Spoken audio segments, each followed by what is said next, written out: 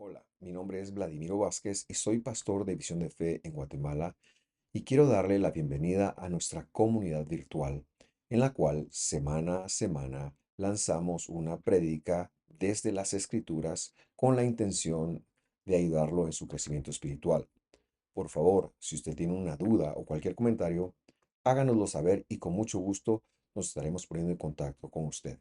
Que Dios lo bendiga, que lo guarde en todo lo que usted es y hace. Hasta pronto.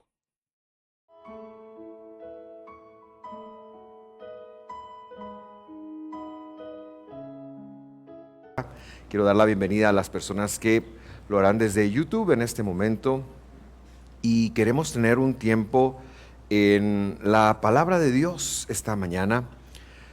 Como usted sabe, estamos haciendo un desarrollo a partir del libro de los Hechos, en el cual vamos leyendo verso a verso y conectando algunas lecciones y mensajes que se desprenden de las vivencias, de las enseñanzas teológicas y de la interacción que el libro de Hechos nos da. El libro de Hechos materializa entonces lo que Jesús ha estado enseñando o había enseñado a sus apóstoles y la forma como los apóstoles ahora van a poner en práctica lo que han recibido. Iniciamos una serie debido a la interacción que ahora vamos a tener que se llama Enfrentando la idolatría. Y usted dirá, ¿por qué nos va a hablar de eso, pastor?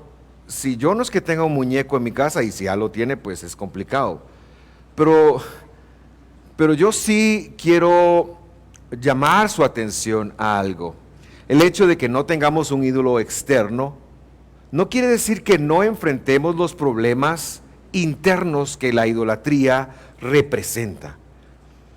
Y es que este es uno de los 3 pecados que en el capítulo 15 de Hechos, ya llegaremos ahí, estamos en el 14, ya llegaremos al 15, se legislan como, bueno, ¿sabe qué? Hay 3 cosas que vamos a pedir de un creyente de una persona para considerarlo creyente. Y la primera es su disposición a apartarse de la idolatría en ese momento.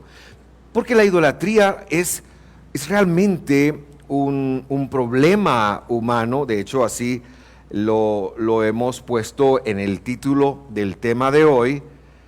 Es un problema que todas las personas tenemos. El ser humano busca por naturaleza entender, conectar las experiencias de alguna forma. Todos tenemos la confianza en que algo mejor nos va a pasar y precisamente la idolatría tiene que ver con eso, tiene que ver con en qué está puesta mi confianza, en qué está puesta mi felicidad, en qué está puesta, o sea, cuáles son las razones que me dan a mí, que me hacen sentir seguro. Y de paso descubrir cuál es el papel que Dios juega en esta ecuación.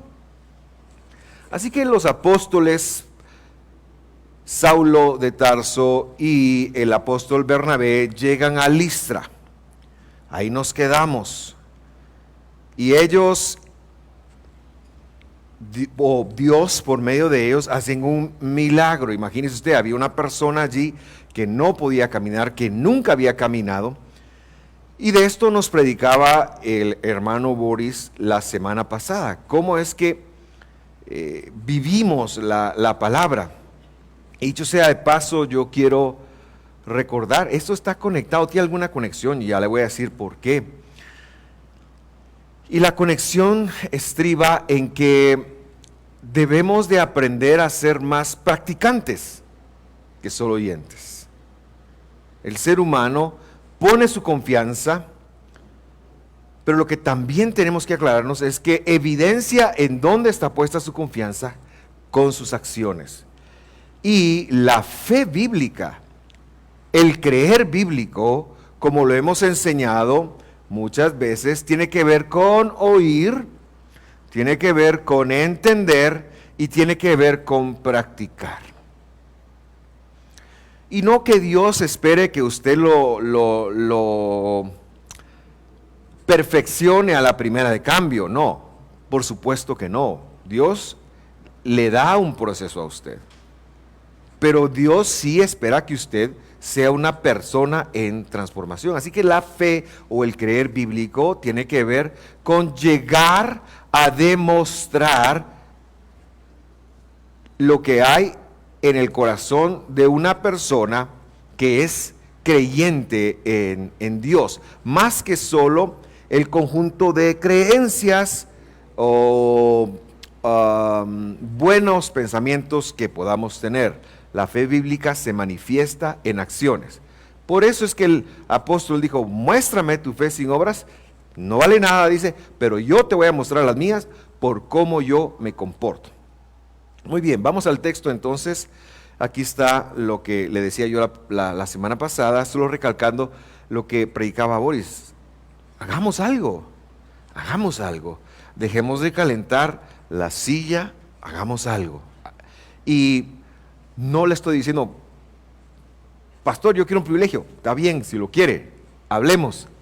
Pero yo estoy hablando de que mañana en su casa, hoy en la tarde con su familia, mañana en el tránsito, mañana en el trabajo, mañana en el mercado, mañana donde usted vaya, haga algo, llévelo a su vida. Bueno, entonces dice Pablo, no está escrito Pablo, pero ese es el contexto, dijo con voz fuerte, levántate, derecho sobre tus pies, y él, es decir, el cojo, dio un salto y comenzó a andar. Hasta se contó un chiste, Boris, para que vea que sí escucho las prédicas, ¿verdad? Yo me lo sé de otra manera, pero no me animo a contarlo en público. Así que si usted quiere la versión mía, ahí me la pide al final, ¿verdad? Porque la mía involucra a personas de otros países, etcétera, etcétera. Bueno, versículo 11. Cuando la multitud, a los que les están predicando, que hay algunos creyentes, pero hay muchos no creyentes, porque esto sucede afuera, vio lo que Pablo había hecho, o Dios a través de Pablo, alzaron la voz. ¿Qué es alzar la voz? Es gritar, ¿verdad? No es que se subieran a una banca y empezaron a hablar de una banca, sino que empezaron a gritar. Y dijeron en el idioma de Licaonia. Ahora, Pablo y Bernabé probablemente no conocían el idioma de Licaonia. Ellos hablaban griego, ellos hablaban arameo, su idioma natal era el arameo y entendían hebreo. Pero en el imperio ellos se comunicaban en un tercer idioma, el idioma griego. Lo que estoy casi seguro es que no entendieron lo que empezaron a decir.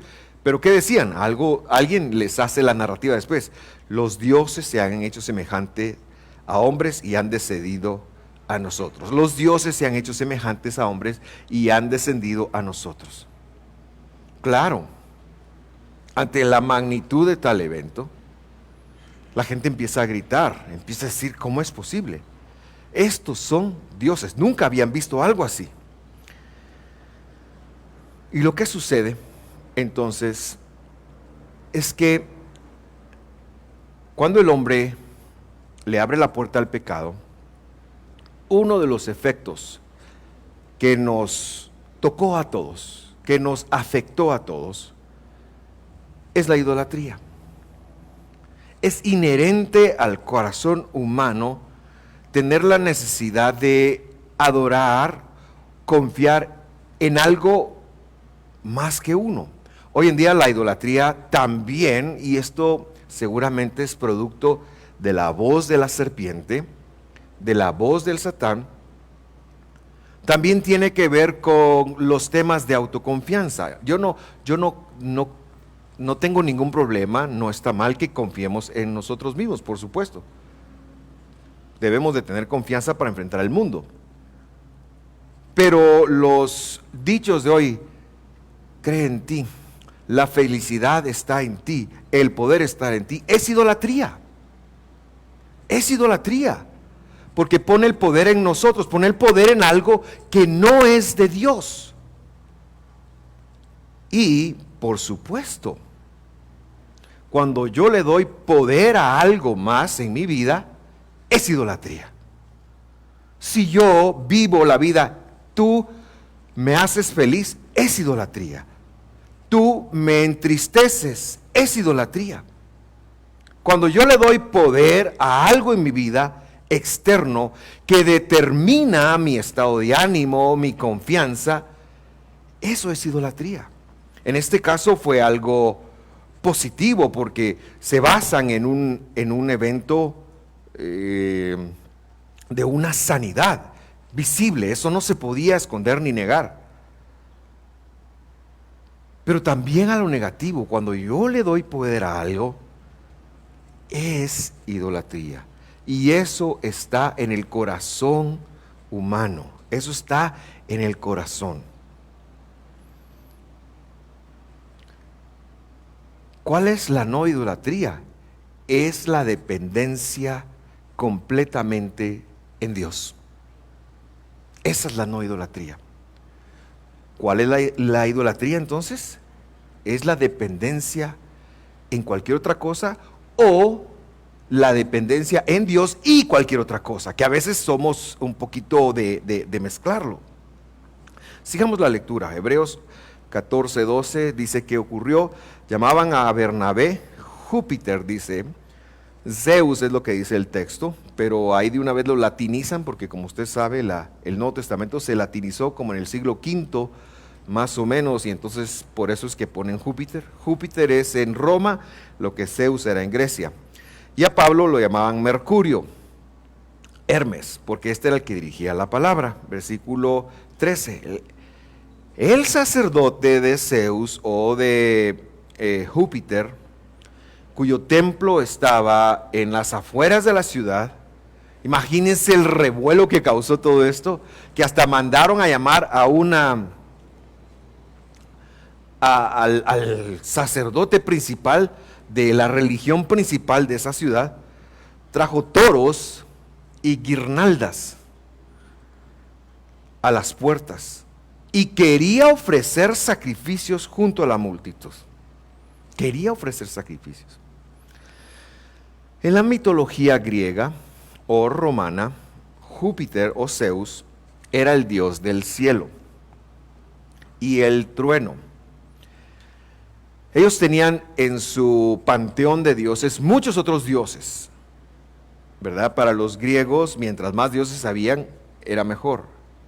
Hay una historia muy interesante cuando el general Pompeyo conquista Jerusalén, más o menos en el año 60 antes del Mesías, o sea, hace 2125 años.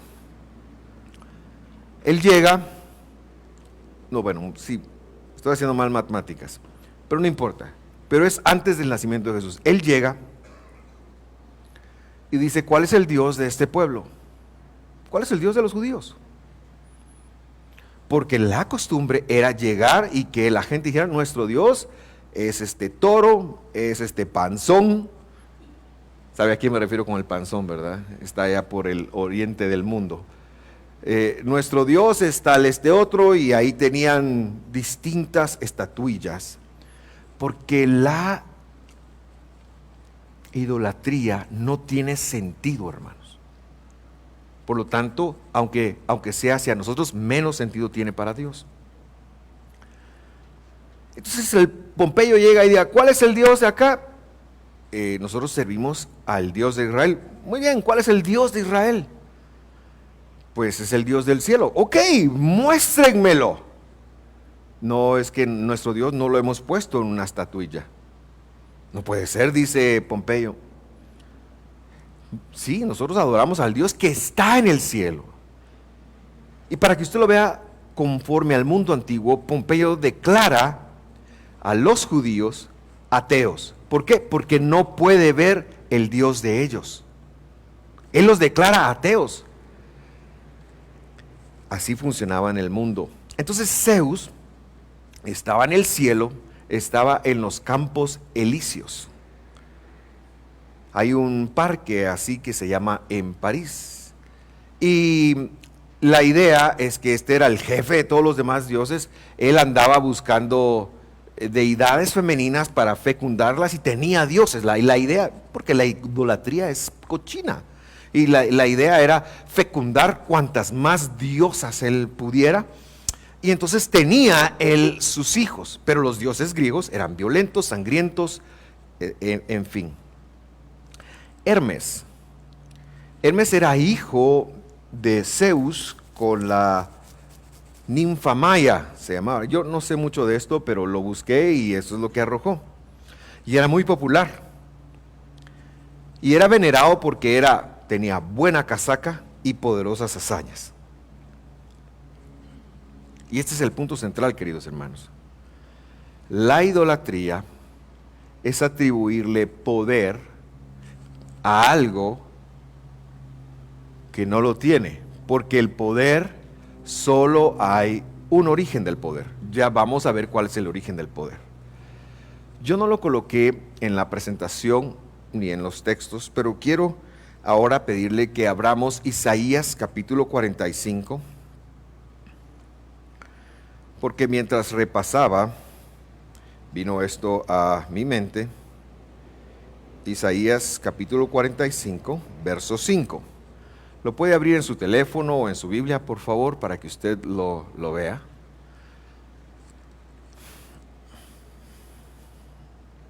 En la versión que yo tengo, que es la Biblia de las Américas,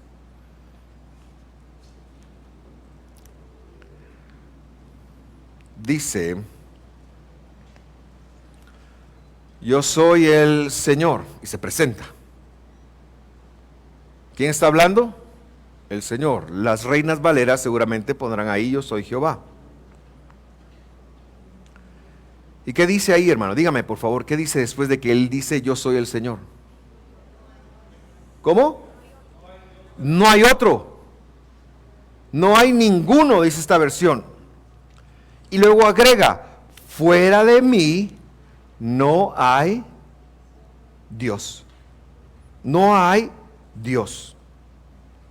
Bueno, veamos qué es lo que dijo este Dios con respecto de la idolatría. Éxodo 22. Éxodo 22. Si usted hágase un favor, subraye el versículo de 45:5 de Isaías y apréndalo de memoria, especialmente en las horas de necesidad, especialmente en las horas de tristeza, de depresión, de enojo, de fastidio, porque no hay otro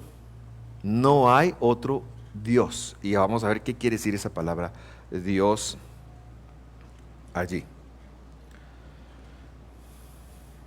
Muy bien, Éxodo 22 dice: yo soy, nuevamente, el que dice el Señor. Ese es el mismo nombre de allá de Isaías 45. Yo soy el Señor, tu Dios. Resulta que el verdadero Dios había hecho una promesa a un hombre que se llamaba Abraham. Y la promesa que le había dicho, que es la promesa o el pacto que nos cubre a todos, es: mira, Abraham, yo voy a ser el Dios tuyo y de tus descendientes, físicos y espirituales. Y ellos van a ser mi pueblo. Ese es el pacto de Dios. Ese es el pacto que cubre toda la Escritura. Cuando la gente habla de que el segundo pacto vino a reemplazar el primer pacto, yo me río, porque esa es una ignorancia teológica. No se puede reemplazar ese pacto, porque el pacto es: yo voy a ser el Dios de ustedes. Hay sobre todo en Hebreos, hay un mal entendimiento de a cuál pacto se refiere. Pero bueno, no es mi problema hoy. No es mi punto hoy, perdón. Pero dice: yo soy el Señor tu Dios. ¿Qué está haciendo Dios? Está cumpliendo el pacto. Él se está apropiando de un pueblo para ser el Dios de ese pueblo. ¿Ok? ¿Y qué les dice? Yo te saqué de la tierra de Egipto, de la casa de siervos.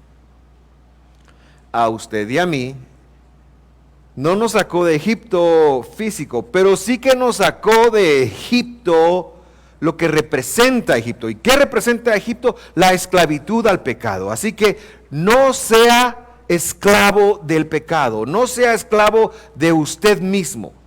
El pecado está adentro. No seamos esclavos del pecado. Verso 3. Y luego dice: no habrá para ti otros dioses. Y la palabra se puede leer de dos formas: frente o sobre mi rostro.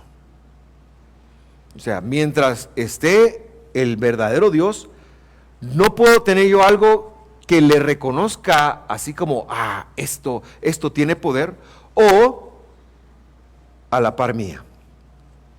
Y peor, encima, el hecho de decir, no, Dios no tiene poder, usted lo que necesita hacer es ayunar, por poner un ejemplo.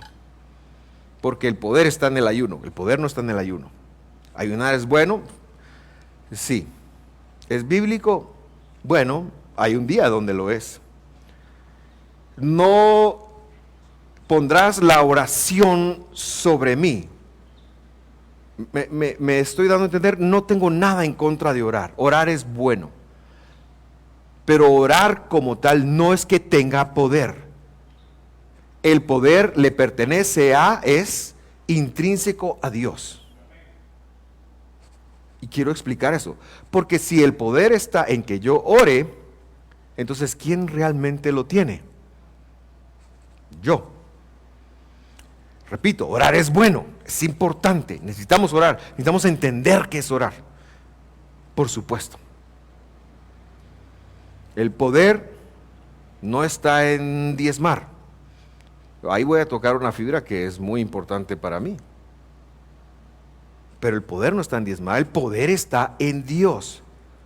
Lo que pasa es que Dios ha dicho que diezmemos, Dios ha dicho que oremos, Dios ha dicho que ayunemos. Es otra cosa. Pero lo que quiero es que aprendamos a apartar el poder de cualquier cosa que nosotros podamos hacer. El poder le es intrínseco a Dios. Eso es lo que necesitamos conectar como personas. En Génesis capítulo 17, versículo 1, no dice el versículo ahí, pero yo se lo comparto. Hay una interacción entre Dios con Abraham. Y dice, cuando Abraham tenía 99 años, el Señor, nuevamente el Señor, se le apareció y le dijo, yo soy el Dios Todopoderoso, traducen ahí. En hebreo dice El Shaddai, estoy seguro que eso lo ha oído. El Shaddai. La palabra El, o más bien dicho, antes de explicar qué es la palabra El, dejar algo en su corazón. Nuestra asociación cultural de Dios tiene que ver con luz. Dios es luz, ¿verdad? La palabra Dios viene del latín Deos, que a su vez viene de una raíz indoeuropea, Dux. No sé si lo estoy pronunciando bien porque no soy indoeuropeo. Soy puro guatemalteco de los que les gusta bailar el son. Pero está relacionado con día. La palabra Dios está relacionada con día. Entonces nosotros pensamos que Dios es luz. Esto está muy adentro de nuestro ADN. Y Dios lo es, pero lo es porque la Biblia lo dice. Pero la palabra que traduce aquí, Él, es una palabra hebrea, está relacionada con poder. Y ya la palabra Él quiere decir todopoderoso. Ahí Shaddai ni siquiera lo traducen. Él es Dios todopoderoso. Otro día vemos qué quiere decir Shaddai. Él es todopoderoso. ¿Qué quiere decir esto? Quiere decir que hay un ser en el universo que está reclamando para sí todo el poder. Y lo que leíamos en Isaías, no hay nada fuera de Él. Queridos hermanos, el poder es Dios. La palabra Dios en hebreo viene de poder, viene de poder. Y cuando hay una persona que dice, para Dios no hay algo imposible, tiene absolutamente toda la razón. Lo que pasa es que Él va a equilibrarla con su justicia y con sus procesos. Entonces las cosas tienen que llevar un causal, llevar una forma. Lo que quiero que quede en su corazón más que cualquier otra cosa hoy es de que Dios, el de la Biblia, lo que reclama, lo que él ha dicho ser, es la fuente de poder. De tal forma que el humano debe de aprender a reconocer eso. ¿Quién es la fuente de la felicidad? Es Dios. Si tú la tienes puesta en cualquier otra fuente, es idolatría. ¿Quién es la fuente de tu provisión? Es Dios. Si tú la tienes, la confianza puesta en cualquier otra fuente, es idolatría. ¿Quién es la fuente de tu paz? ¿Quién es la fuente del amor en tu vida? ¿Quién es la fuente de esto? ¿Quién es la fuente de otro? Es Dios. Si tú la tienes puesta en otra parte de tu vida, en otra parte, es idolatría. Y es precisamente lo que relacionaba Pompey. Porque usted dirá, sí, pero es que yo a Dios no lo veo. Eso fue lo que dijo Pompey. Es que no necesitamos ver a Dios. ¿Por qué? Porque lo que hizo Dios fue que Dios dio una palabra. Dios no es intangible. Dios no es un ser gaseoso que no lo podamos tocar. No. ¿Qué le dijo Dios a Tomás? Mete el dedo, pues. No, mete el dedo. No, Señor, ¿cómo? Mete el dedo, te estoy diciendo. Dios no es un gas. Cuando la Biblia dice que hay que adorar a Dios en espíritu y en verdad, porque Dios es espíritu, no está hablando de que es un gas. Otro día le voy a hablar de eso. No está hablando de que es como un incorpóreo que se va y no está hablando que es un viento. Está hablando de otra cosa. Entonces, Dios es tangible en primer lugar, pero en segundo lugar, Dios es tangible a través de su palabra. Lo que quiero dejar en tu corazón es que el poder de Dios está en su palabra. El poder de Dios está en su palabra, que la reveló, que la compartió con nosotros, para que nosotros, al vivir esa palabra, vivamos desde el poder de Dios. Cuando Pablo se enfrenta a los judíos que no tienen la revelación de Jesús, se estaba enfrentando a judíos que no tenían Espíritu Santo.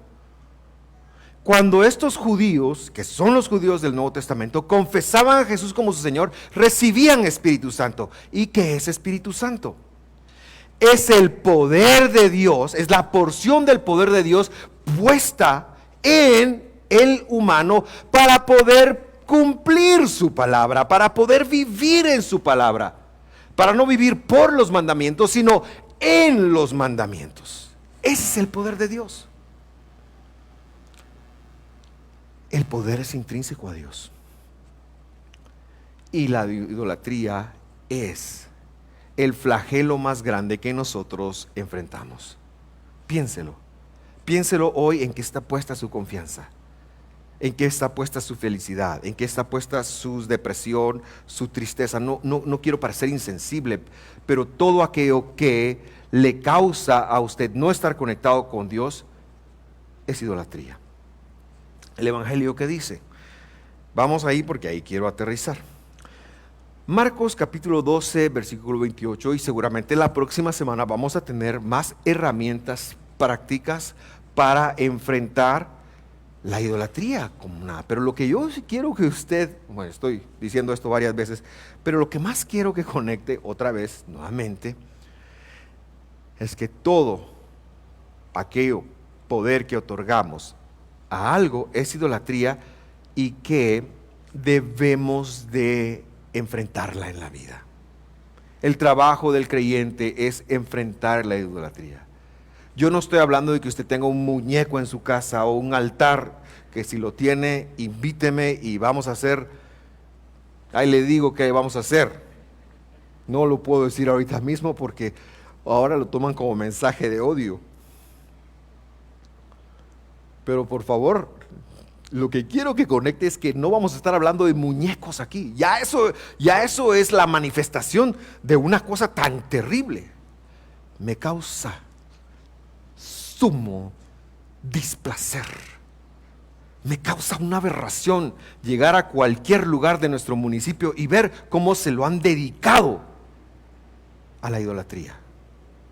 Me causa un rechazo. Evito ir a la cabecera de nuestro municipio por pasar debajo de esos muñecos ahí. Me causa, no le digo, mensaje de odio. No se preocupe.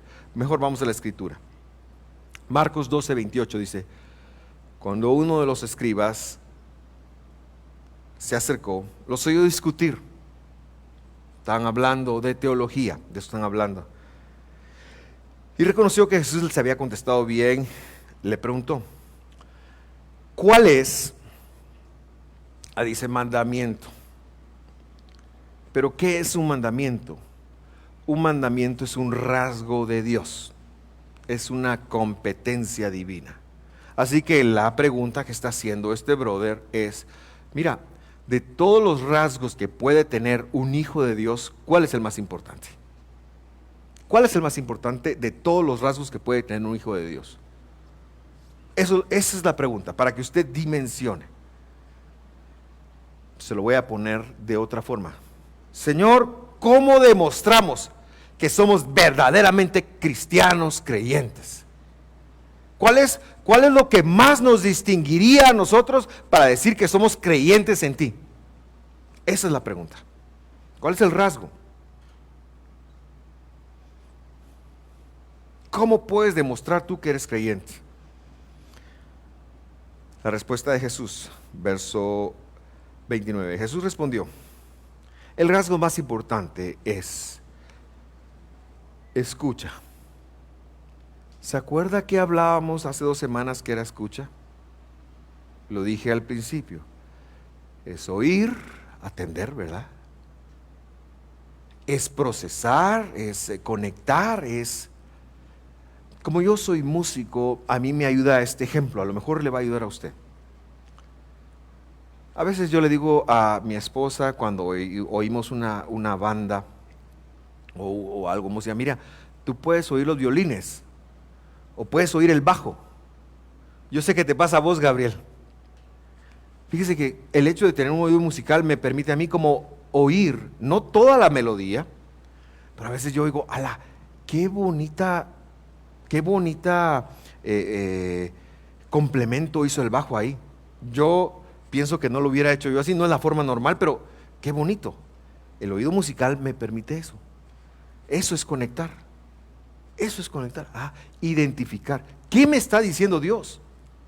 ¿Qué me está hablando Dios? Así que escuchar en la Biblia es atender, oír, número 1. Número 2 es conectar, es identificar de qué se trata eso. Por eso es que el estudio bíblico es tan importante. Por eso es que en esta iglesia le apostamos mucho al estudio bíblico. Y número 3 es que una vez que estoy entendiendo lo que se me está diciendo, yo lo pueda practicar, yo lo pueda vivir. El verdadero creyente no se queda en entender, hermanos. El verdadero creyente llega a vivir lo practicado. Ese es el verdadero creyente. Y eso es lo que le está diciendo. El más importante es el que va a practicar esto. ¿Qué tenemos que practicar? El Señor nuestro Dios, dice el versículo, el Señor es uno. La unicidad de Dios, la exclusividad de Dios. Cuando tengas un clavo, la solución está en Dios, de verdad. Ahora, estar en Dios también te va a producir clavos. Cuando tengas una tristeza, la solución está en Dios. Cuando tengas un problema financiero, la solución está en Dios. Los problemas vienen muchas veces para nosotros los hijos como un correctivo de que Dios te diga: ¿sabes qué? Tienes que atender. A veces vienen por consecuencias de nuestras malas decisiones también. Pero es que Dios tiene todo el poder. El poder es de Dios. Hermano Vladi, ¿qué pasa? con el mundo entonces? Porque si el poder es de Dios, porque hay guerras, porque hay niños que se mueren de hambre, porque hay, ¿cómo se llama? Porque el hombre se ha esforzado por ser idólatra. Ese es el problema. El hombre se ha esforzado por seguir a otro y no por seguir al verdadero Dios. Y seguir al verdadero Dios ni es para cobardes, ni es para todas las multitudes, es para los que Él llame. Y si usted está sentado acá, dese por dichoso, porque Dios lo llamó a usted, Dios lo preparó para escuchar esto, y ¿sabe qué? Hay que trabajar en seguirlo a Él. Queridos hermanos, cierro diciendo lo siguiente: no se duerma en sus laureles. No se duerma, no piense que la idolatría no lo va a afectar a usted. No piense que no tiene algo que ver con usted. Al contrario, desarrolle una capacidad de evidenciar y de buscar en qué áreas de su vida usted está luchando. Porque el poder es intrínseco a Dios. Cuando yo le entrego algo más, me he creado en mí un ídolo. Quiero invitarle a hacer una reflexión en este momento. Quiero invitarle a cerrar sus ojos y reflexionar conmigo en este momento. No quiero decir que hayan cosas que no nos den alegría. Por supuesto que hay cosas que nos dan alegría. No quiero decir que no hay cosas que no nos entristezcan. Por supuesto que hay cosas que nos entristecen, pero el poder para salir de la tristeza es de Dios. El poder para vivir la verdadera felicidad es en Dios. Y las cosas que nos dan tristeza o alegría, por ejemplo, piénselo bien, siempre son temporales. Pero Jesús, cuando se acercó con aquella dama, le dice: si tú bebes del agua que yo te voy a dar, no vas a tener sed jamás. Conocer a Dios, hermano, es enfocarse en Dios. Quiera Dios que desarrollemos esta habilidad nosotros. Quiera Dios que esto sea lo que empiece a gobernar nuestra vida a partir de ahora. Yo quiero hacerle esa invitación. Quiero hacerle esa invitación. Así que con sus ojos cerrados, si usted puede hacer un inventario de usted. ¿En dónde está su confianza? Entonces, ¿cuál es la fuente de su confianza? Para distintas cosas. Decimos que confiamos en Dios, pero yo quiero decirle algo. Confiar en Dios es vivir lo que está escrito, aunque nos sintamos como nos sintamos. Confiar en Dios es vivir lo que la Biblia ha dicho, independientemente de cómo nos sintamos.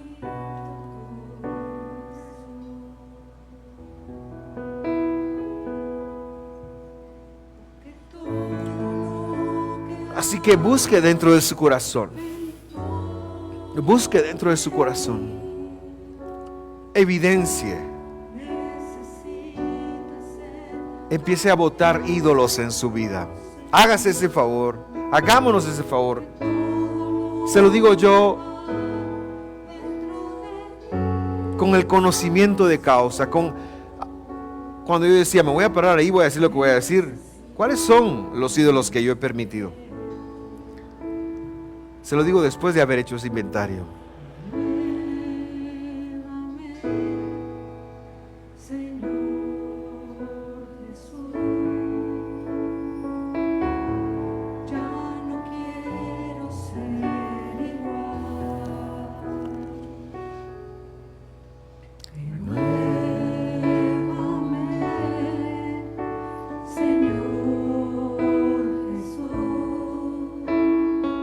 Solo Él nos puede renovar.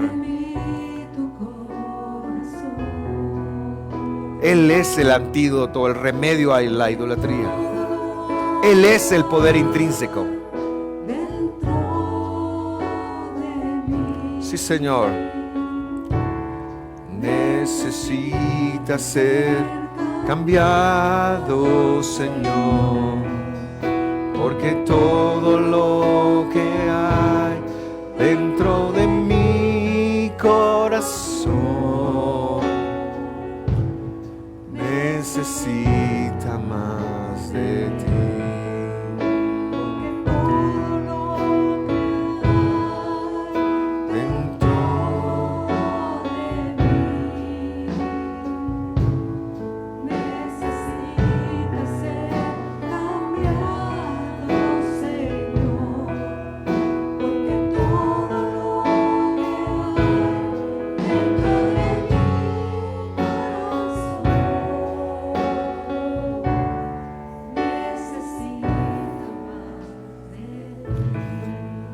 Quiero extenderle la invitación esta mañana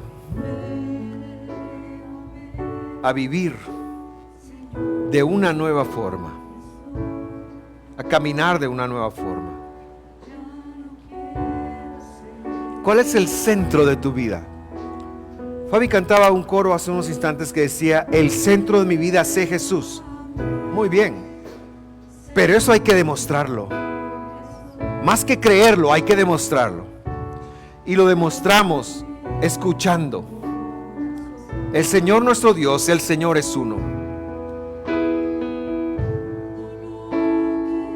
Y yo quiero invitarte a hacer un verdadero cambio de acción en tu vida. Un análisis profundo de tu vida. Rendírselo al Señor.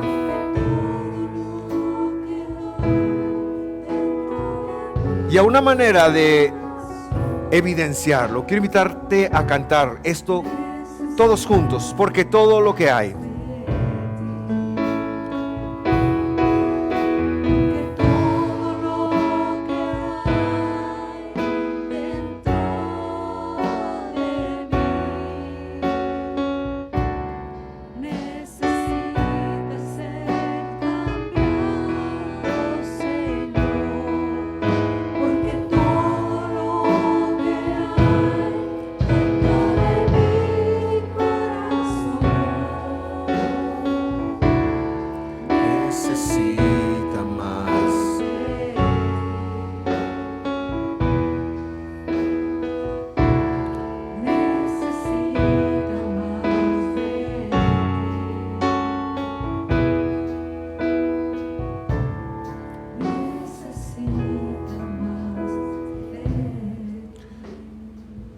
Señor, llegamos aquí evidenciando una situación que es de todos, Señor.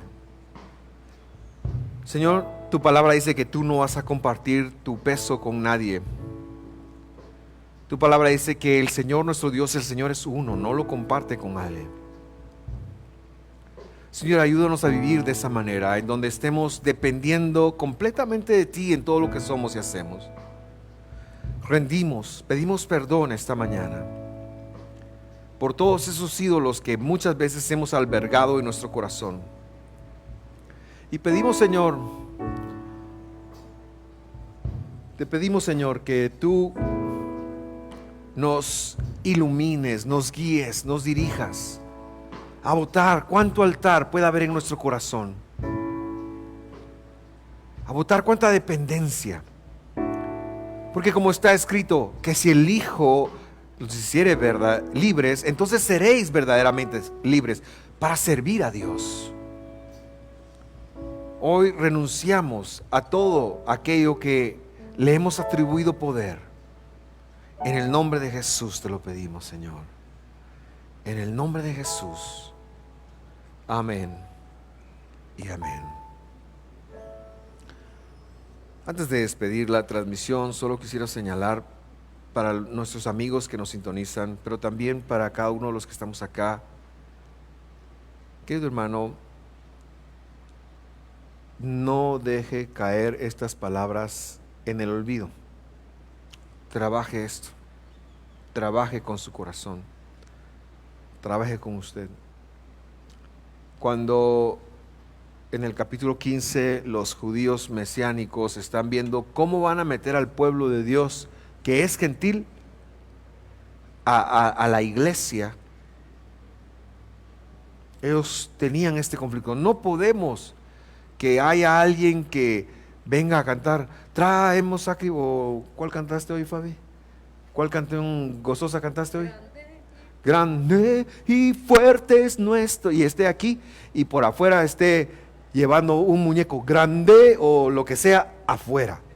Ellos lo vieron así. Ellos lo vieron así. Pero yo quiero decirle algo. Tampoco nos debemos de permitir llevar los muñecos internos. Peleemos esto, de verdad. Solo con el poder de Dios podemos pelear esto. Un abrazo a ustedes que nos sintonizan. Nos vemos la próxima semana. Les esperamos siempre.